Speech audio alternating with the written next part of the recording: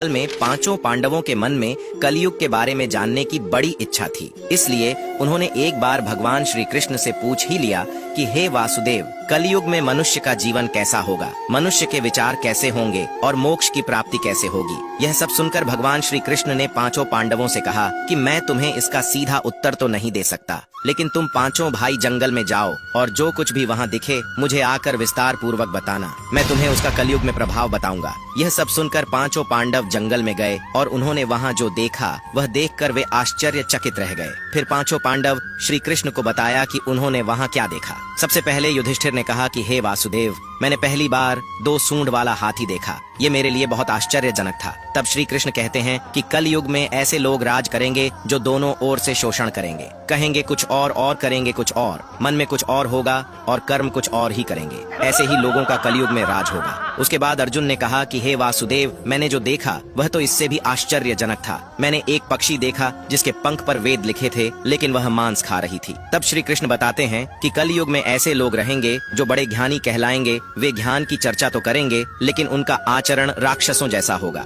कलयुग के मनुष्य धन और संपत्ति के लोभी होंगे, भले ही उनके पास कितना भी ज्ञान क्यों ना हो। उसके बाद भीम ने कहा कि एक गाय अपने बछड़े को इतना चाटती है कि बछड़ा लहू लोहान हो जाता है। तब श्री कृष्ण कहते हैं कि कलयुग में माँ के बच्चों की प्रति ममता इतनी बढ़ जाएगी कि उन्हें अपने विकास का अवसर ही नहीं मिलेगा, जिसके कारण मोह माया में पड़कर वे बर्बाद हो जाएंगे। इसके अलावा जब किसी का बेटा घर छोड़कर साधु बनेगा तो हजारों लोग उसके दर्शन करने जाएंगे, लेकिन जब खुद का बेटा साधु बनेगा तो वे रोएंगे कि मेरे बेटे का क्या होगा। कलयुग में बच्चों के प्रति ममता इतनी बढ़ जाएगी कि उसे मोह माया और परिवार में ही बांध के रखेंगे। उसके बाद सहदेव ने कहा कि मैंने 7 कुएं के बीच में एक सूखा कुआं देखा, लेकिन यह कैसे हो सकता है। इस पर श्री कृष्ण कहते हैं कि कलयुग में मनुष्य फालतू की चीजों में अपना पैसा बर्बाद कर देंगे, लेकिन वह देखेंगे तक नहीं कि पड़ोस में कोई भूखा मर रहा है। इसके अलावा कलयुग में मनुष्य अच्छे अच्छे कपड़े पहनने, खाना खाने और घूमने में अपना सारा पैसा बर्बाद कर देंगे, लेकिन किसी के 2 आंसू पोंछने में उनकी कोई रुचि नहीं होगी।